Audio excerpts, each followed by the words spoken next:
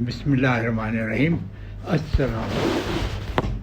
آپ سوچ رہے ہوں گے کہ بھیا ابھی جلدی کیسے آ جائے گا. آج ادھر کچھ اچھا موڈ بنتا اچھا تھا اور بہت ساری چیزیں آ گئیں سمجھ میں اور بہت سارا کام ہو گیا تھا. تو میں نے بیٹے سے کہا آج جلدی ریکارڈ کر دیں.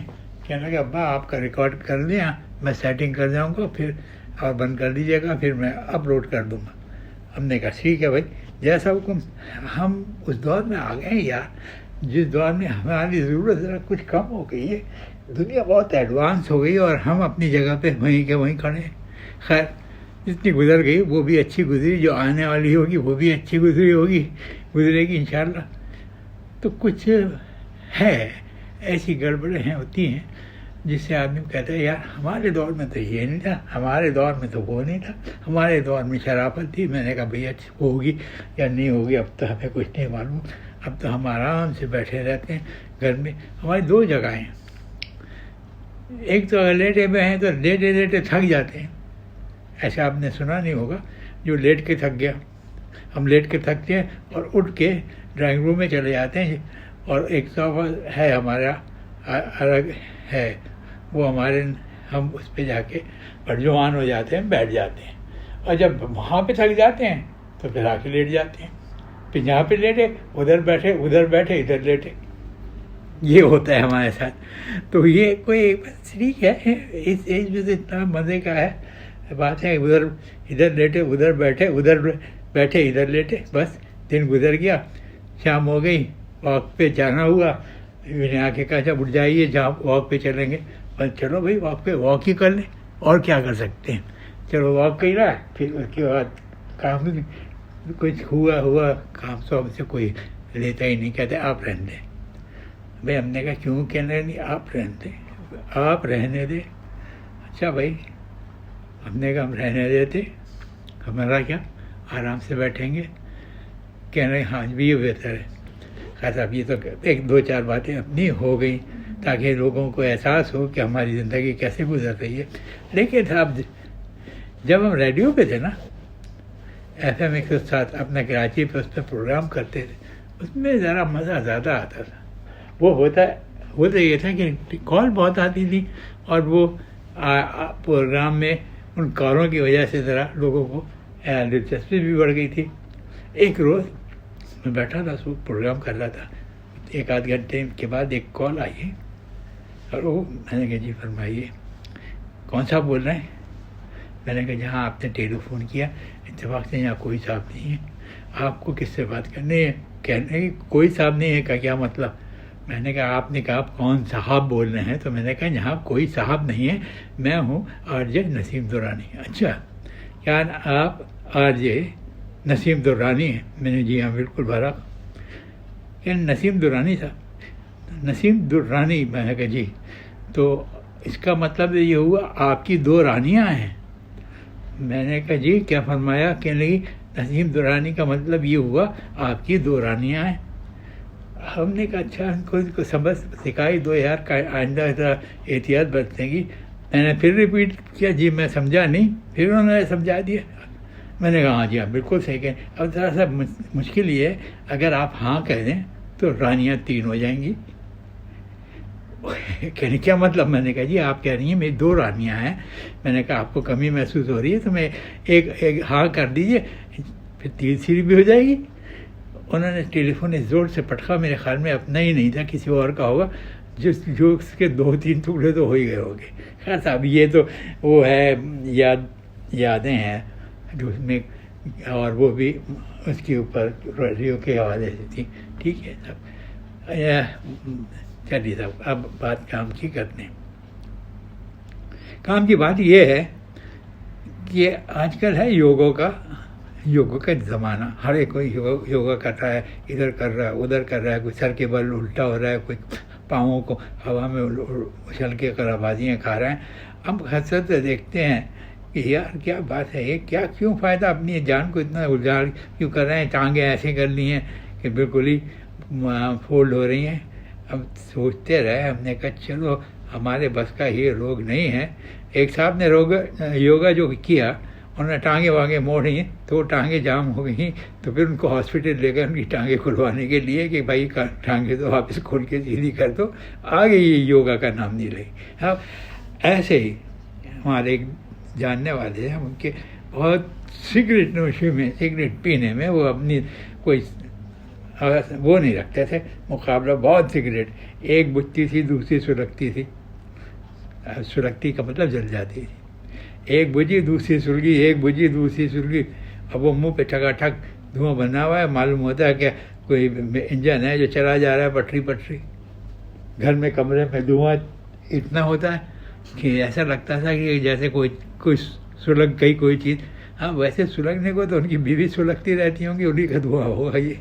खैर था जनाब, हमने उनसे उनको कहा देखें आप ये सिगरेट को तो छोड़ें, इतना है नहीं भाई सिगरेट हम नहीं छोड़। मैंने कहा अच्छा सिगरेट भी अपनी जगह रखें, लेकिन योगा शुरू कर दें।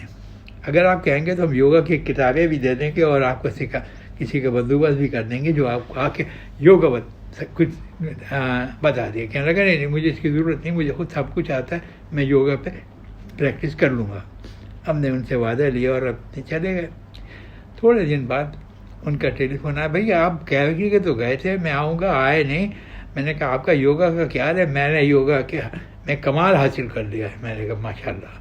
तो फिर मैं आपका कमाल हासिल कर लिया तो मैं बजाते खुद देखने चला आऊँगा। कहने लगे नहीं आप आइए, बिल्कुल आइए और हमारे घर में शाम को आ जाइए, जब मैं दफ्तर से आ जाऊँ तो फिर मैं आपको दिखाऊँ। ठीक है, हम पहुँच गए, वो आ गए, घर में बैठे हुए थे, बातें करने लगे। कहने लगे आपने फरमाया कि आप योगा में दिलचस्पी लीजिए और योगा के बारे में कुछ काम कीजिए।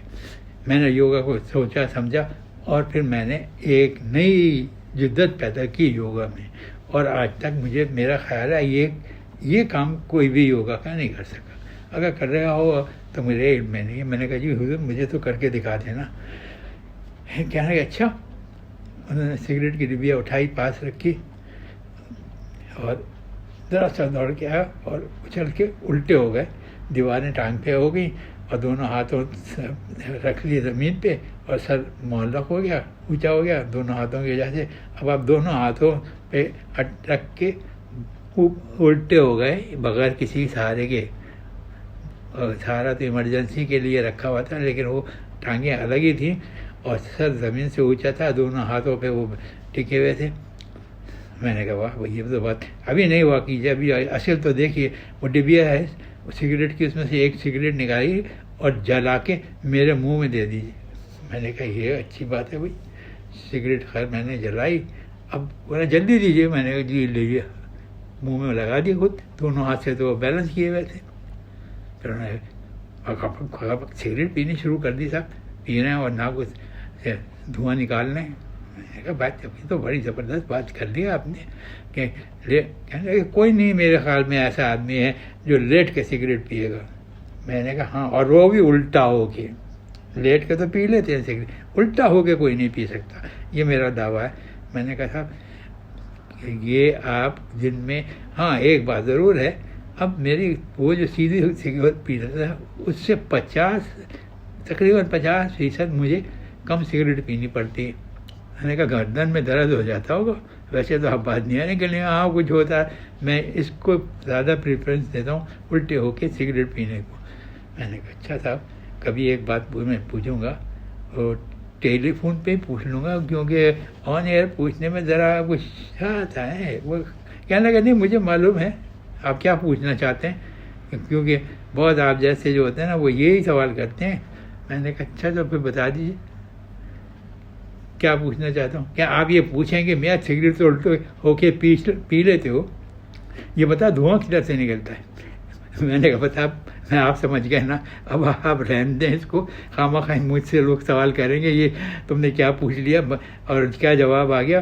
तो मैंने कहा जी जवाब हम सुनने वालों पे छोड़ दिया कि वो खुद ही अपनी अकल से सवाल कर लें कि किधर से पिया किधर से धुआं निकला। तो साहब ये बात तो हो गई, और एक तो आपका वो जो प्रोग्राम होता है वो तो हो गया धुएं के चक्कर में कंप्लीट। अब धुआं किधर से भी निकले हमारी जाने बचा। साहब